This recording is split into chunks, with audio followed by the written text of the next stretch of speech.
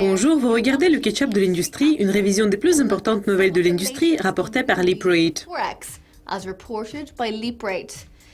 Certaines sociétés FX de détail ont profité de la fin de Alperi UK. XTB est un exemple parfait de cela. Le site internet de l'entreprise comprend actuellement une promotion en utilisant des caractères grands et bien visibles, offrant clairement une offre exclusive pour les clients d'Alperi.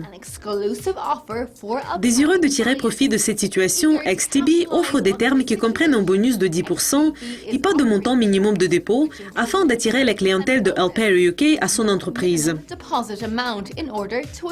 XTB semble également offrir encore un levier de 200 fois aux traders. Suite à l'insolvabilité de Alperi UK, le siège de la société en Russie a commencé à offrir le dépôt minimum zéro sur tous les comptes.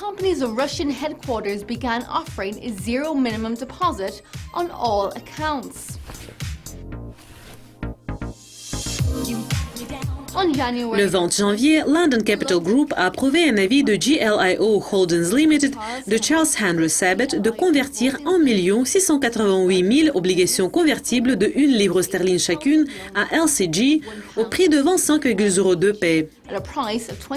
Et une application a été faite pour 9 millions d'actions ordinaires de 10 p chacune pour être admises à la négociation sur AIM. Il est prévu que la première admission aura lieu à 8 h le 30 janvier 2015.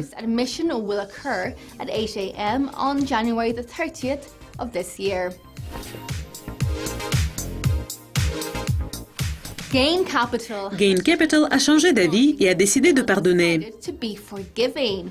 LeapRate a découvert que Gain Capital et son unité Forex.com ont envoyé des messages aux clients qu'ils ne seront pas obligés de rembourser les soldes des clients négatifs de leur compte.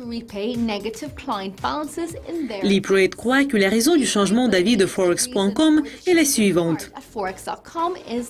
Si les soldes ne sont pas pardonnés, alors le trader va partir et va probablement ouvrir un compte chez un autre courtier.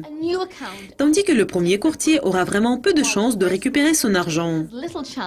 Mais si le premier courtier pardonne ses soldes, puis le trader va plutôt rester.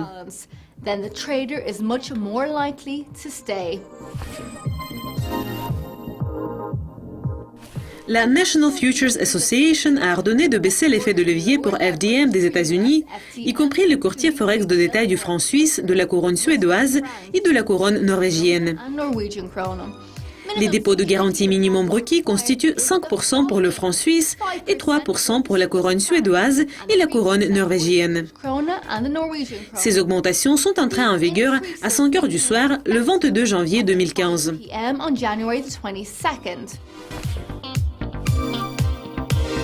Chers téléspectateurs, c'est tout pour le ketchup de l'industrie d'aujourd'hui. Louise Macaulay va vous présenter la prochaine édition lundi. Mais pour le moment, je vous souhaite un week-end fantastique.